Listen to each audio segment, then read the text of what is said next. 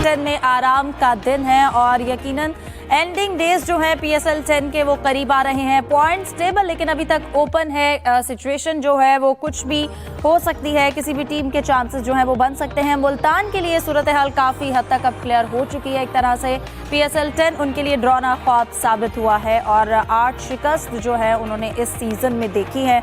कल भी मैच हुआ, मेज़बान था मुल्तान सुल्तान्स। पेशावर ज़ल्मी के साथ ये मैच था जो कि बुरी तरह से मुल्तान सुल्तान्स अपने तीनों शोबों में परफॉर्म किया और उसके बाद ये मैच हारा।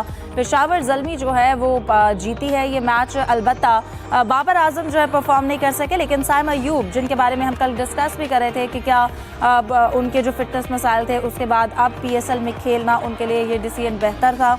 उनकी फिटनेस की वजह से उनकी परफॉर्मेंस पे कोई फ़र्क तो नहीं पड़ा क्योंकि मुश्ताक अहमद की जानिब से भी एक स्टेटमेंट सामने आई थी। लेकिन कल उन्होंने 49 रन्स बनाए और अपनी टीम को उन्होंने जितवाया भी।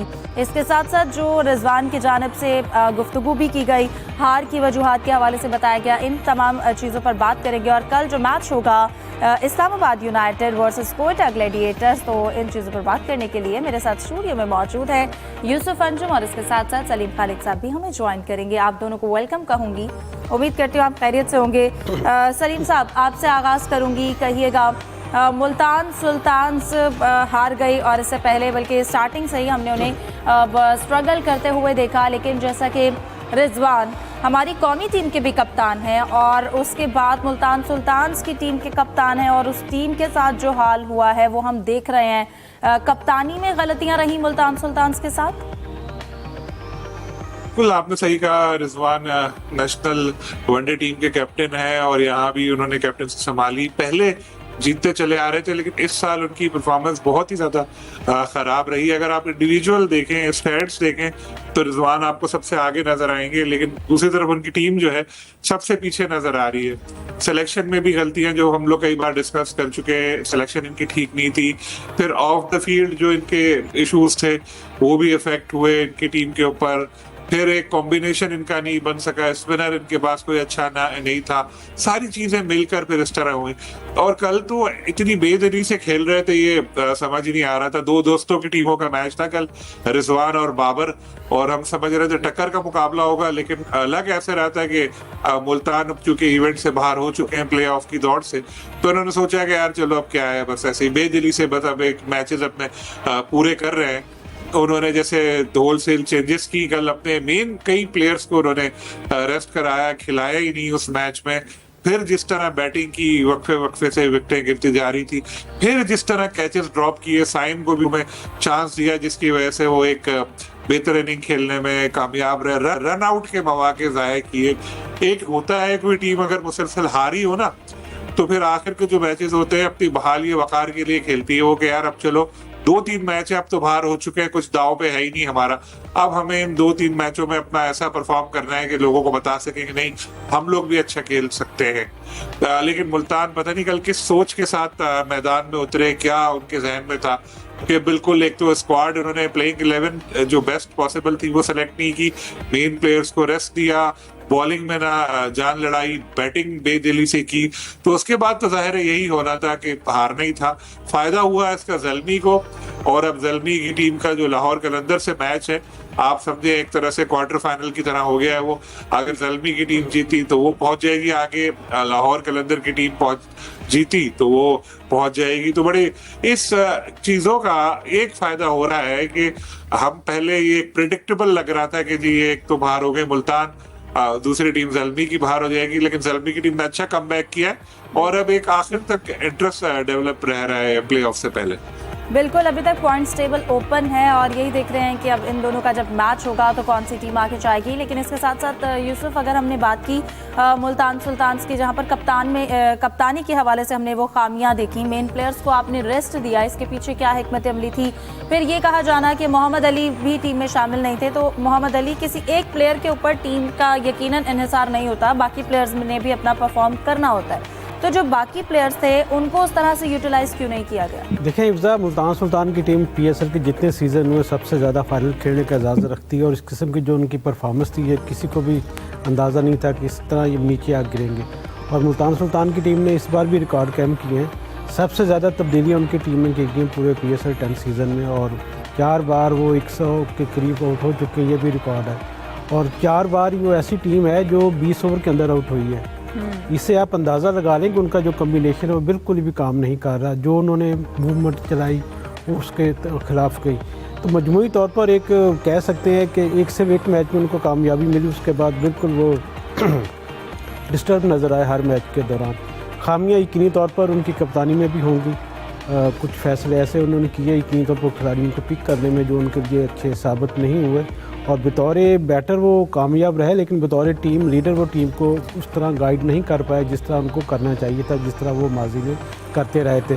कुछ इश्यूज उनके इंडिविजुअल गेम रिजवान जो है वो इस पीएसएल में एटलीस्ट अच्छी खेल गए, उनके रन्स हर मैच में बनते रहे, लेकिन उनके रन्स का टीम को उस तरह से फ़ायदा नहीं हुआ। बिल्कुल ऐसा ही है कि रिजवान जो कप्तानी में भी नाकाम नज़र आए, और कुछ इश्यूज उनके यकीनी तौर पर अपने टीम के ऑनर के साथ भी रहे, तो उनके जो बयान थे उससे भी टीम का मोराल ज़्यादा डाउन हुआ।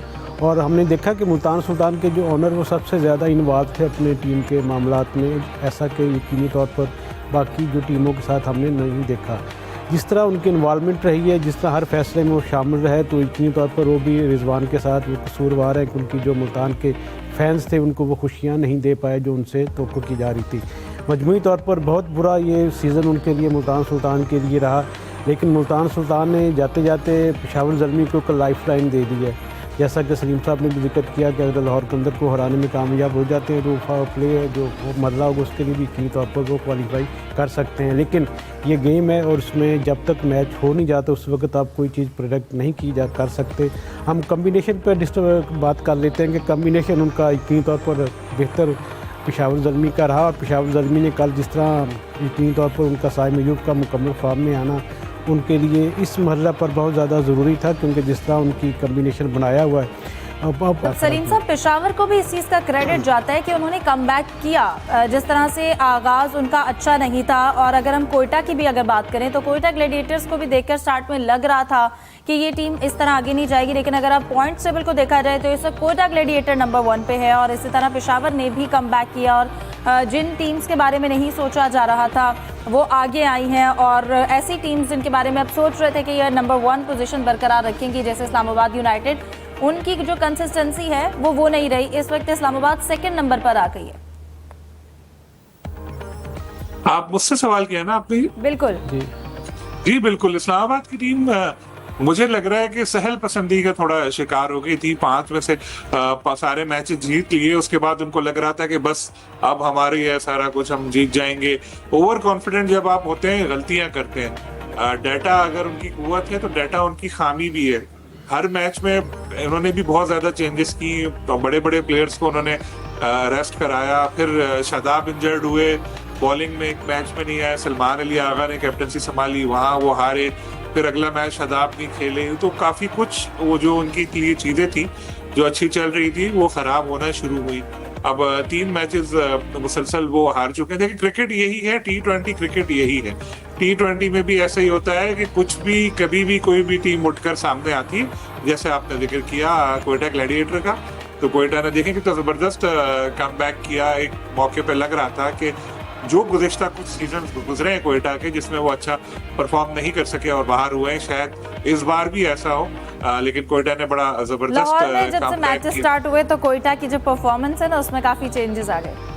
लाहौर आ गया उनको, और लाहौर तो उनका होम ग्राउंड भी है ना। उन्होंने कराची को छोड़ के इस दफा लाहौर को होम ग्राउंड बनाया अपना, और लाहौर आते ही बाकी उनको लाहौर का पानी रास आ गया, और अभी तक जबरदस्त उनकी परफॉर्मेंस जारी है। होपफुली आगे भी अच्छा हो। लेकिन पेशावर ज़ल्मी को भी हमें दाद देनी चाहिए कि बाबर का हमने देखा फील्ड में जो प्लेयर्स के साथ रवैया होता है बहुत अच्छा होता है। बहुत दोस्ताना तरीके से वो बात कर रहे होते हैं, और हर किसी को उन्होंने कंफर्टेबल रखा हुआ है। जो यंग प्लेयर हैं वो भी बाबर से बड़ी खुल के बातें वो करते हैं, और जिस तरह से बाबर को रिव्यू लेने का बोलो, कुछ और बोलो, तो बाबर हमेशा बात भी मानते हैं उनकी। तो उनकी टीम का एक माहौल अच्छा है। जावेद आफरीदी उनकी टीम ओनर है, उन्होंने भी बाबर को भी फ्री हैंड दिया हुआ है, खुद भी प्लेयर्स को बड़ा सपोर्ट करते हैं। तो एक अच्छा उनकी टीम का माहौल था, और आखिर वक्त तक इन लोगों ने हिम्मत नहीं हारी और फाइट करते रहे, जिसकी वजह से उनकी टीम भी अब आगे आ गई। और प्ले ऑफ में एक जब वक्त लग रहा था कि शायद फारिग हो जाएगी, बाहर हो जाएगी पहले मरहले से ही, लेकिन अब देखें आपकी वो लग रहा है कि वो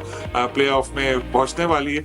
तो बिल्कुल जबरदस्त कमबैक है सलीम साहब, क्वेटा जैसे के भी आपने अभी जिक्र किया कि सलमान अली आगा ने भी इस्लामाबाद यूनाइटेड की एक मैच में कैप्टेंसी जो है वो संभाली, लेकिन उसमें वो कामयाब नहीं रहे।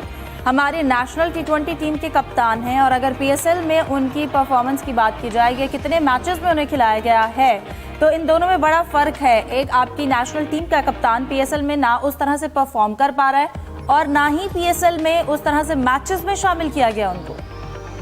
मैचेस में शामिल ना करने की वजह उनकी इंजरी थी। इंजरी की वजह से वो बाहर बैठे थे और फिर जब फिट हुए तो वो वापस आए और खेल रहे हैं वो, लेकिन नो डाउट कि वैसी उनकी परफॉर्मेंस नहीं है, क्योंकि जब इंजरी की वजह से आप बाहर होते हैं फिर कम बैक आप करते तो इतना ईजी नहीं होता। आते के साथ ही दोबारा मोमेंटम टूट चुका होता है। जैसे हमने साइम अयूब के साथ देखा कि कितना अच्छा पहले वो खेल रहे थे, इंजर्ड हुए तो उसके बाद यहाँ PSL ने पहले मैच में 50 की, फिर बड़ा लंबा स्ट्रगल किया। कल अगर उनके शुरू में कैच नहीं छूटता तो शायद कल भी वो जल्दी आउट हो जाते।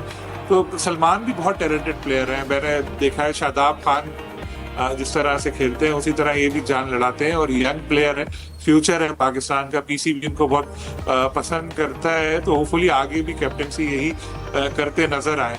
तो अभी सिर्फ PSL में कुछ मैचेस की बुनियाद पर हमें जज नहीं करना चाहिए। एक मैच में गालिबन उन्होंने कैप्टनसी की है फुल, एक में हाफ मैच में उनको आना पड़ता जब शादाब नहीं आ सके थे। तो नो डाउट इस्लामाबाद को भी अब आइडिया हो रहा होगा अपनी गलतियों का और आगे के मैच में फिर बेहतर खेलेंगे। और जो दिमाग पर उन्होंने सवार कर लिया था कि भाई हमसे अच्छा कोई नहीं है, वो उनको अच्छा सबक मिल चुका है। ये क्रिकेट है, यहाँ कुछ भी हो सकता है। अच्छा यूसुफ, जैसे कि अभी फिटनेस की बात हो रही थी कि क्योंकि सलमान भी इंजर्ड हो गए, उसके बाद शायद परफॉर्मेंस की में थोड़ा सा फ़र्क आया। साइम अयूब की भी अगर हम बात की जाए, अगर हम बाकी इंटरनेशनली अगर इस चीज़ को देखा जाए तो जो प्लेयर अनफिट होके वापस आते हैं वो बड़ा अच्छा परफॉर्म करते हैं। हमने न्यूजीलैंड में कई ऐसी टीम्स जो हैं, न्यूजीलैंड की टीम में कई ऐसे प्लेयर्स की ऐसी मिसालें देखी हैं। लेकिन जब बात हमारे प्लेयर्स की आती है तो जो भी फिटनेस के बाद मसाइल के बाद वापस आता है, अगर आप शाहीन की मिसाल ले लें, आप साइम अयूब को देख लें, तो क्या हम अपना जो रिहैब का टाइम है वो मुकम्मल नहीं करते हैं? क्या मसाइल ऐसे होते हैं जिसकी वजह से प्लेयर्स वापस उस तरह से परफॉर्म नहीं कर पाते हैं जो वो फिटनेस मसाइल से पहले करते थे? देखें हिफ्ज़ा, फिटनेस के हवाले से अगर बात की जाए तो सबसे जो कम मेयार की फ़िटनेस है वो हमारे खिलाड़ियों की है। होता यह है कि खिलाड़ी जब डोमेस्टिक में परफॉर्म करते हैं वो दोबारा पाकिस्तान की टीम के लिए जगह बनाते हैं, उसके बाद उस तवज्जो से जो उनको चाहिए होती है फ़िटनेस को बेहतर बनाने पे, उस पर वो ध्यान नहीं देते। और जो कैंप में अगर उनको फिटनेस ड्रिल्स करवाई जाती है उसमें भी वो मुकम्मल तौर पर वो यकसोई नहीं दिखा पाते जो उसका तकाजा है। खिलाड़ी का सिर्फ टीम तक आना ही का ख्वाब नहीं होता, बल्कि उसको अपनी जगह बरकरार रखने के लिए पहले से ज़्यादा अपना फ़िटनेस के मेयार को बेहतर बनाना पड़ता है। हम हमेशा हमसाया मुल्क के क्रिकेटर्स की बात करते हैं, उनकी जो फिटनेस का मेयार है वो सबके लिए मिसाली होता है। हमारे खिलाड़ी यकीनी तौर पर वैसे तो कहते हैं कि मेरा वो फेवरेट है, लेकिन उस तरह की जिस तरह की फ़िटनेस उनको अपनी मेंटेन खिलाड़ियों की तरह, फेवरेट खिलाड़ियों की तरह रखनी चाहिए, वो बिल्कुल उस जानिब ध्यान नहीं दे पाते। अब इसकी मिसाल ले लें, शादाब खान का भी थोड़ी देर पहले जिक्र हुआ। शादाब खान की आप पूरा हिस्ट्री उठा के देख लें कि हर जब भी PSL का सीज़न आता है, ड्यूरिंग वो PSL वो हमेशा इंजर्ड हुए हैं। अभी वो ग्रोन इंजरी का शिकार है और एक मैच में जो लास्ट खेला गया उसमें हिस्सा भी नहीं ले पाए, और अगला जो मैच होगा उसमें भी इम्कानात यही है कि वो शायद ना खेल पाएँ। इससे आप अंदाज़ा लगा लें कि शादाब खान हमारी यकीनी तौर पर एक प्रीमियर बॉलर हैं, कौमी टीम का हिस्सा भी रहे हैं और कप्तानी भी कर चुके हैं। तो उनकी जो फिटनेस का म्यार है, गो कि वो स्पिनर है और फास्ट बॉलर को तो ज़्यादा फिटनेस की ज़रूरत होती है। T20 नाम है सिंगल और डबल का, ठीक है आपने छक्के चौके भी लगाने, लेकिन जो स्ट्राइक को रोटेट करता है बैटर वही कामयाब रहता है, उसी का नाम बनता है। छक्के चौके भी आप लगाएं, साथ साथ अपनी स्ट्राइक को भी रोटेट करें, तो उसके लिए आपको जितनी अच्छी आपकी फ़िटनेस होगी उतना ही आप यकसुई के साथ वहाँ पर अपनी बैटिंग पर भी तवज्जो दे सकेंगे और फील्डिंग पर भी। सबसे पुअर फील्डर हमारे फील्डिंग जो हमारे खिलाड़ियों की सबसे इसकी मेन वजह यह है कि हमारी जो फिटनेस का म्यार वो बिल्कुल पस्त है। इस जानब पाकिस्तान क्रिकेट बोर्ड ने माजी में कुछ इक़दाम किए थे जिनकी वजह से फ़िटनेस का लेवल कुछ बढ़ा था। ये जो टेस्ट भी वगैरह भी करवाए गए, दूसरी उन्होंने फ़िटनेस टेस्ट भी लिए थे, लेकिन अब एक बार फिर पाकिस्तान क्रिकेट बोर्ड ने जानब थोड़ा तवज्जो कम कर दी है। अब चूँकि ये फ्रेंचाइज क्रिकेट है तो इसमें तो बिल्कुल इस बात का ध्यान ही नहीं रखा जाता। चंद दिन पहले फिटनेस कैंप लगाए जाते हैं मजबूरी तौर पर, और इसमें जो खिलाड़ी आते हैं उनकी यकीनी तौर पर कोई भी उनको नहीं कहता कि आप मुकम्मल अपनी जान लड़ाएं। जान नहीं उड़ाई जाती, सिर्फ पैसे के लिए खेला जाता है कि रन करेंगे, आएंगे, हल्ला गुल्ला करेंगे और यहाँ से चले जाएंगे।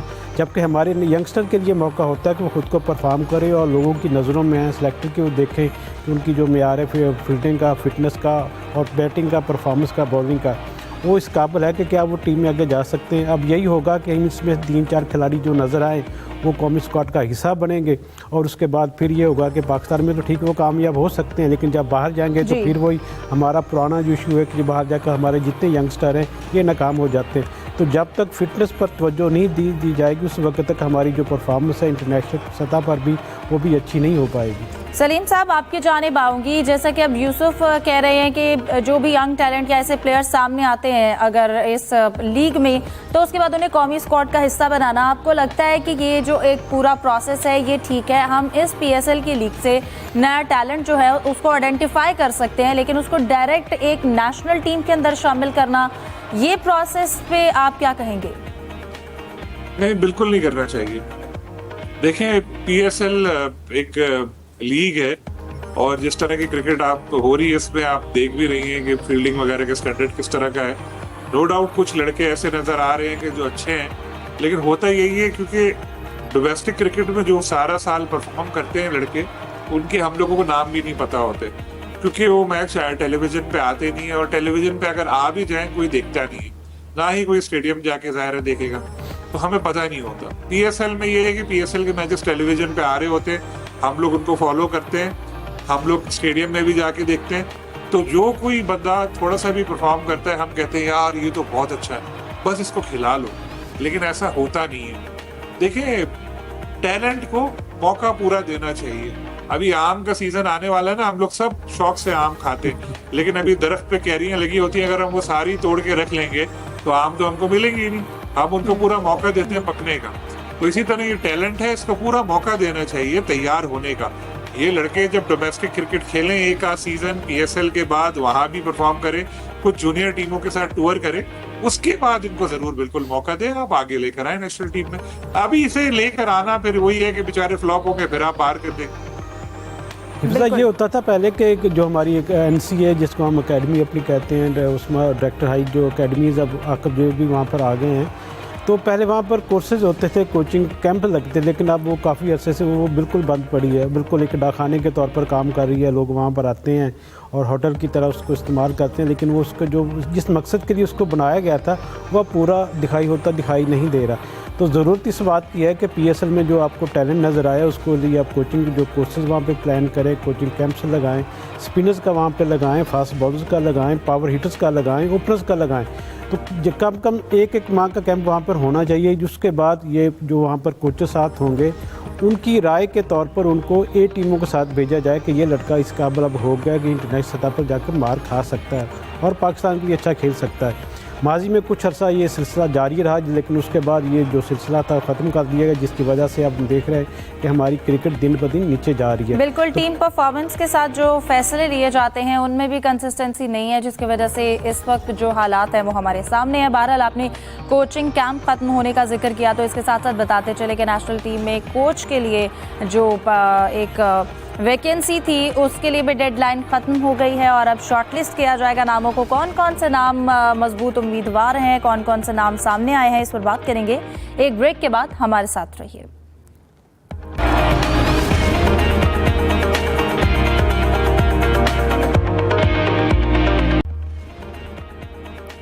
ब्रेक के बाद खुशामदीद। सलीम साहब, आपकी जानिब आऊँगी। ब्रेक पे जाने से पहले हमने जिक्र किया कि अब जो हमारी नेशनल टीम है उसके कोच के लिए जो एक वैकेंसी थी उसकी डेडलाइन ख़त्म हो गई है दरख्वास्त जमा कराने की। आपको क्या लगता है कौन सा कैंडिडेट बहुत ज़्यादा मजबूत है?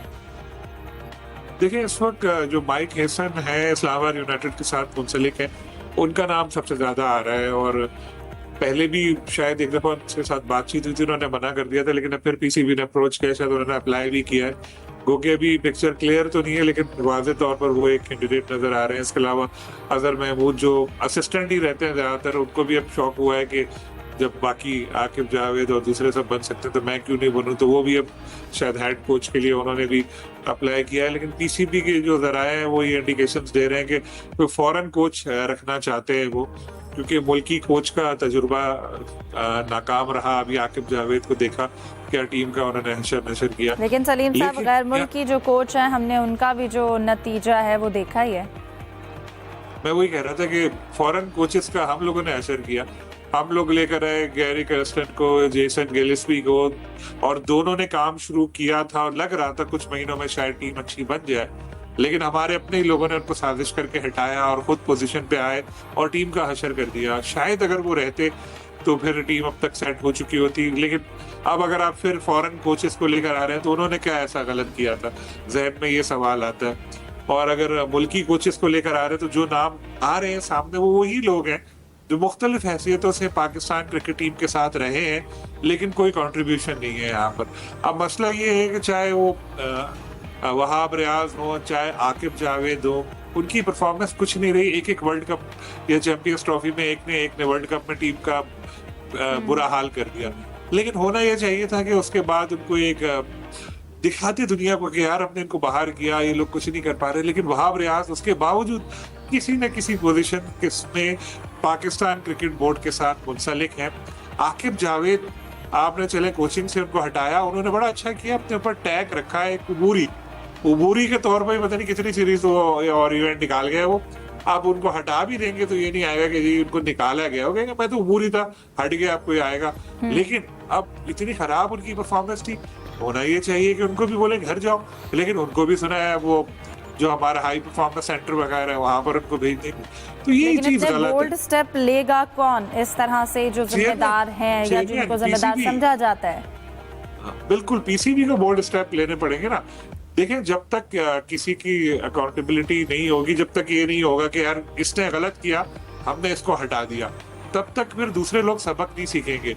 आप अगर वो जो खराब कर रहे हैं उसको फिर कोई ना कोई पोस्ट देते रहेंगे तो फिर इसी तरह चलता रहेगा, क्रिकेट हमारी ठीक नहीं हो पाएगी बदकिस्मती से। यूसुफ, इस वक्त जो टीम का हाल है और फिर जिस तरह से सलीम साहब कह रहे थे कि ये बोल्ड स्टेप इस वक्त जो है ये सूरत हाल डिमांड करती है कि इस तरह से जो स्टेप्स हैं वो लिए जाएं, इस तरह के इक़दाम उठाए जाएं, फिर इस तरह से कहा जाना कि हम फॉरेन जो कोचेस हैं हम उनको लाना चाहते हैं, तो जो पहले वाले आए, क्या लगता है कि अब जो नए भी लाएंगे उनको आप इस तरह का माहौल दे सकते हैं कि वो यहाँ पर रहकर और इस वक्त जिस जगह पर इस वक्त पाकिस्तानी टीम का जो हाल है उसे वहाँ से आगे लेकर आ सकेंगे वो?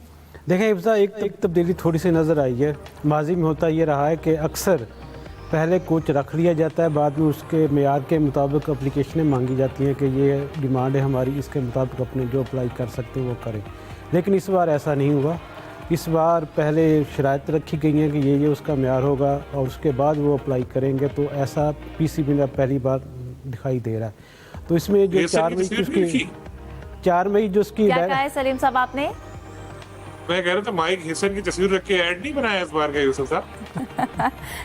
4 मई इसकी डेडलाइन थी, जिसके लिए पहले बहुत ज़्यादा लोग आते थे, अप्लाई करते थे, गैर मुल्की ख़ास तौर पर उनकी बात कर रहा हूँ। लेकिन इस बार महदूद तादाद में लोगों ने अप्लाई किया, जिसमें सलीम साहब ने भी जिक्र किया कि माही हसन ने भी उसमें इंटरेस्ट शो किया है। लेकिन इशू ये है कि माही हसन बहुत अच्छे कोच हैं, उन्होंने टीम को बड़ा अच्छा संभाला है, इस्लामाबाद की टीम को। लेकिन उनकी डिमांड ये है कि मेरे साथ वही लोग आएंगे जो इस वक्त इस्लामाबाद टीम मैनेजमेंट का हिस्सा हैं, और ये शराइत जो है ये पीसीबी को कबूल नहीं है। इस पर मज़ीद मुज़ाकरात होंगे, हो सकता है कि कुछ बात बन जाए, कुछ गिव एंड टेक की बुनियाद पर। तो ये चीज़ें चल रही हैं, और साथ साथ कुछ नया मैं आपको बता भी देता हूँ कि जो इंटरेस्ट शो करते हैं, जिसमें मेंटोर्स ख़ास तौर पर स्क्रैन मुश्ताक का नाम उसमें आ रहा है, और मिसबा उल हक भी पूरी कोशिश कर रहे हैं कि एक बार फिर से उनको दोबारा ये कोचिंग की जिम्मेदारियाँ संभाली जाएँ। भाई मिसबा को तो नहीं लाएगा। कुछ चल के ये कह रहे हैं कि मिसबा उल हक ने अब बहुत कुछ सीख लिया, जब उनको हटाया गया तो उस वक्त हटाना नहीं चाहिए था।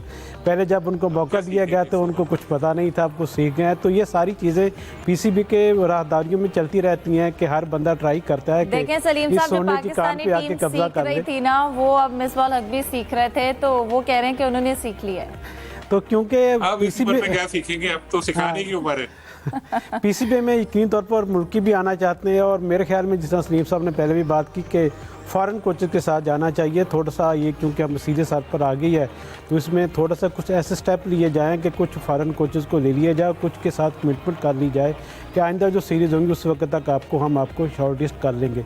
रही बात, हमने पहले भी जिक्र किया कि टेस्ट, वनडे और T20 की अलग अलग टीमें बनाना होंगी, और इनके लिए अलग अलग कोचेज़ अगर रख लिए जाएँ तो ज़्यादा उसमें कोई बुरी बात नहीं है। और उनके साथ अज़हर महमूद को हमने अप्लाई किया, बहुत से अरसे से वो टीम का हिस्सा हैं। अब वो कारगर साबित नहीं हो तो अब मेरे ख्याल में अब्दुल रज़ाक के साथ जाने में कोई मुज़ायका नहीं है, वो खासा इसे अपने ऑलराउंडर के तौर पर उन्होंने नाम भी कमाया, उनको अब तजर्बा भी हो चुका है, पीसीबी के साथ भी अटैच है, उन्होंने एक स्ट्राइक फोर्स का कैंप भी लगा रखा है। तो उन्होंने भी दिलचस्पी ज़ाहिर की है कि जब सारी दुनिया कोचिंग की तरफ आ रही है तो मैं पाकिस्तानी टीम का कोच क्यों नहीं बन सकता। तो यकीनी तौर पर वो भी अपनी कोशिशें कर रहे होंगे और आराम करेंगे आपके बाकी जो पीसीबी के हुकाम हैं उनको, और हो सकता है कि शायद मुल्की कोच के नाम ही पूरा यूसुफ तो ऐसे कह रहे हैं बहुत सारे, जहाँ पर इतने लोग आए हैं नहीं चले कोई बात नहीं मैं भी अप्लाई करता हूँ। लाइक यूसुफ, मतलब लोग क्या सोच के कोचिंग के लिए अप्लाई कर रहे हैं कि ठीक है अगर असिस्टेंट कोच नहीं चले तो चले मैं हेड कोच के तौर पर सामने आता हूँ। सिस्टम ऐसे ही चल रहा है और इसमें लेवल 1 कर देना चाहिए, बिल्कुल बिल्कुल ऐसा ही कर देना चाहिए। और कुछ लोग तो शायद उस तरफ इंजमामुल हक को भी लाने का सोच रहे हैं कि वो भी कोई अच्छी चॉइस हो सकते हैं, लेकिन मेरे ख्याल में अभी कोई क्राइटेरिया नहीं है, चले कोई बात नहीं, अगर कोई नहीं है, जिसकी बस लॉबी अच्छी होगी वो यकीनी तौर पर सामने आ जाएगा। लेकिन सलीम साहब की तरह के फॉरेन कोचेस के साथ हमें यकीनी तौर पर प्लानिंग करनी चाहिए, क्योंकि पाकिस्तान टीम का हाल फॉरेन कोचेस ही है। और अब एक थोड़ा इशू और भी इसमें नज़र आ रहा है कि जिस तरह आकिब जावेद साहब ने एक रवायत सेट की थी कि जो सिलेक्शन कमेटी होगी उसमें कप्तान और जो हेड कोच की राय को ज़्यादा वो अहमियत नहीं देगी, और इसी वजह से हमारा जो बेड़ा गर्क भी टीम का हुआ कि जो फॉरेन कोचेस हमारे साथ थे वो इसी चीज़ को बुनियाद उन्होंने बनाई कि ये तो हमारे मामलात यूसुफ में इस तरह का माहौल भी देना है, फिर आपको डिसीजन लेने के लिए जो है प्रॉपर उनको जिम्मेदारी भी देनी चाहिए और उनको भी इस चीज़ की रिस्पॉन्सिबिलिटी लेनी चाहिए। बहरहाल इसके साथ साथ हम क्योंकि प्रोग्राम अब एंड की जानिब जा रहा है, कल मैच होगा इस्लामाबाद वर्सेस कोयटा का, रावलपिंडी में एक बार फिर से मैचेस जो हैं वो PSL 10 के होने जा रहे हैं। जुल्फिकार बेग हमारे साथ मौजूद हैं। जुल्फिकार, बताइएगा आप दोबारा से मैचेस आए हैं पिंडी में, क्या जोशो खरोश देख रहे हैं वहाँ पर और मौसम कैसा है वहाँ पे? ये डेफिनेटली हमेशा की तरह पिंडी के जो लोग हैं शौकीन क्रिकेट हैं बड़े एक्साइटेड हैं। प्रोग्राम में कोचेस का जिक्र हो रहा था, हमारे पुराने वजीर दाखिला थे वो आपको सियासत में नहीं है, तो वो अक्सर कहा करते थे कि मुझे इस बारे में पता है लेकिन मैं इसके बारे में बताऊंगा नहीं। तो यही हाल हमारे कोचेस का भी है, उनका पता बहुत कुछ होता है चीज़ों का, लेकिन वो अपने हमारे खिलाड़ियों को बता नहीं सकते। तो पाकिस्तान का जो अभी क्रिकेट बोर्ड के चेयरमैन है वो भी अभी कोई खास नज़र नहीं आ रही किसी एक्टिविटी के अंदर। जुल्फिकार बेग, इस वक्त पिंडी का मौसम कैसा है, क्योंकि टीम्स के लिए जीतना बहुत जरूरी है, ना कि बारिश की वजह से एक एक पॉइंट्स लेना? डेफिनेटली वेदर एक एलिमेंट है क्रिकेट के अंदर। तो 3-4 दिन पहले भी बड़ी मूसलाधार बारिश हुई थी और अभी भी एक्सपेक्ट किया जा रहा है कि बारिश के इम्कानात हैं, लेकिन कल के मैच के जो इंतजाम के हवाले से आपने जिक्र किया तो अभी तक फ्रूटफुल इंतजाम इनमें किए हुए हैं और काफ़ी लोग इस मैच को देखने के लिए आएंगे।